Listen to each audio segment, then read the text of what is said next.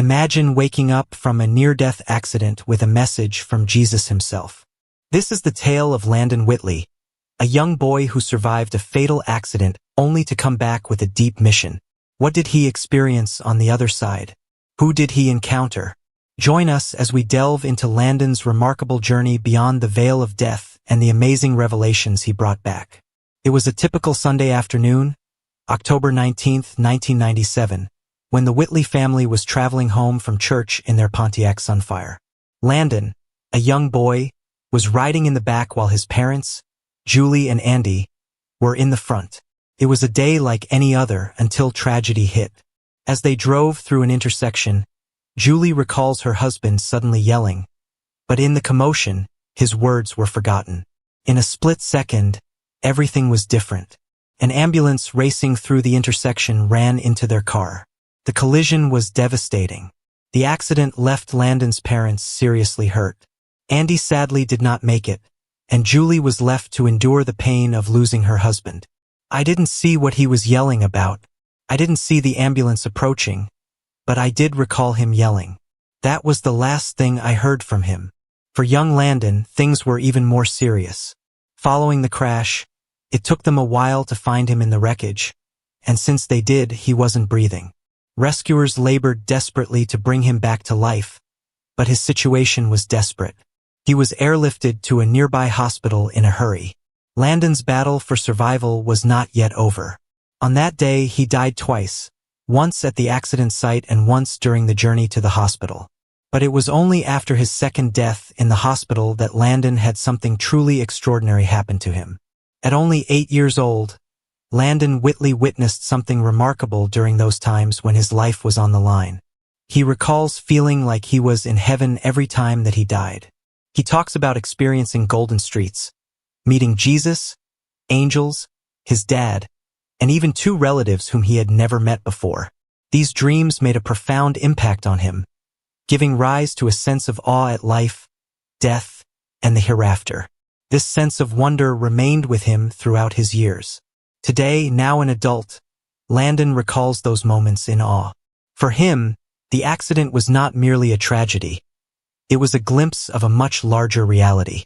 It reassured his belief and made him peaceful, knowing there is more than what appears in life. As much as the doctor tried his best to rescue him, there seemed to be little hope of survival. They cautioned Julie, Landon's mother, that even if he survived, the injuries would be grave. They told me that if he made it, which didn't look like it, that he would still be like an 8-year-old child, Julie remembered. He would not be able to walk, speak, or even eat normally because of brain damage. But I was willing to accept that. He was all I had. Julie's devotion to her son never faltered. Despite such horrendous news, she was prepared to do whatever it would take to keep Landon alive, no matter if it meant keeping him alive in a critically compromised condition. During those black times, Julie's will was unbreakable. She was willing to battle for her son regardless of the obstacles that came her way. To her, having Landon around her life, whatever the conditions, was all that counted. As Landon battled for his life, Julie endured the harsh reality of leaving her husband behind. At his burial, she struggled with anger and bewilderment toward God. I was so angry, shattered, and sitting at the funeral, I was cursing God. I had no idea why this was happening, she said. I couldn't comprehend why he didn't provide us with protection through angels. But with the very same breath, she prayed more fervently than ever before for Landon to live.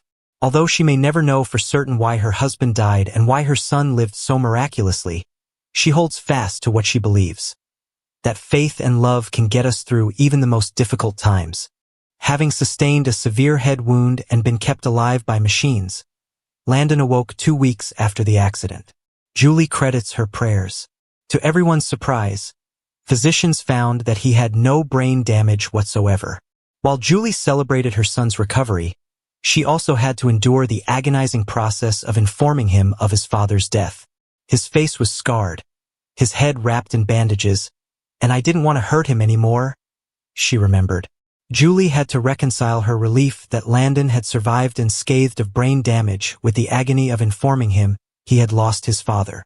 In that trying moment, Julie's love and motherly strength stood out with empathy. She inquired of Landon, "Do you know where your dad is?" Landon answered, "Yes, I know where he is. I saw him in heaven." But Landon's encounters did not end there. He also informed his mother that he had noticed other familiar faces in heaven. Family members, friends who had died, and even brothers and sisters he never knew. He gazed at me and said, "Oh, Mom, by the way, I forgot to mention it. I saw your other 2 children. I was amazed because I had 2 miscarriages prior to Landon being born, and we never shared the information with him," Julie explained. "I knew they were my brothers even though nobody ever informed me about them," said Landon. "You just know in heaven. You know who everybody is." Landon had a different experience each time he met with death. With the 3rd time, he met Jesus and heard a message that changed his life. "Jesus appeared to me and instructed me that I have to return to earth, be a good Christian, and preach to people about him," Landon reported. "I wish for people to understand that Jesus exists. There is a heaven. There are angels. And to abide by his word and the Bible. Life does get better in the end." With that directive, Landon and his mother set about fulfilling their charge to share their experience, providing hope to the bereaved. Landon stressed that he was doing it for Jesus, assuring of the existence of Jesus, heaven, and angels. Having lived through seeing Jesus, he understood his purpose, and he was committed to achieving it. Looking back at the experience, Julie realized how her knowledge of faith had expanded. While she previously questioned why God did not send an angel to defend them, she now knows angels were there the entire time, directing them through God's will. Instead of being mired in loss or anger, Julie employs their experience to remind others to remain grounded in faith, even during times of loss. "It's a tremendous blessing that I get to see my child share with others about Jesus," she said.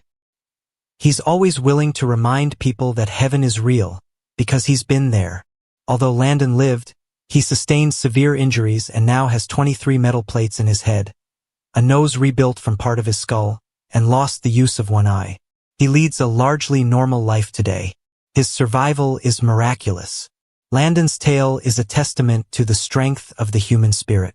In spite of the tragedies he has suffered and the physical limitations he lives with, he still lives life to the fullest. His journey is one of courage, strength, and the strength of love to overcome even the most adverse situations. We feel that God is giving Christians everywhere a message regarding the coming of Jesus Christ. If you are serious about your faith, concentrate on living a righteous life. Spend some time praying for the lost souls and witnessing as often as possible. The Bible teaches us how to live and share the good news. It's all there. Thank you all for following us this long. We hope you enjoyed watching, and we'll catch you guys in the next video.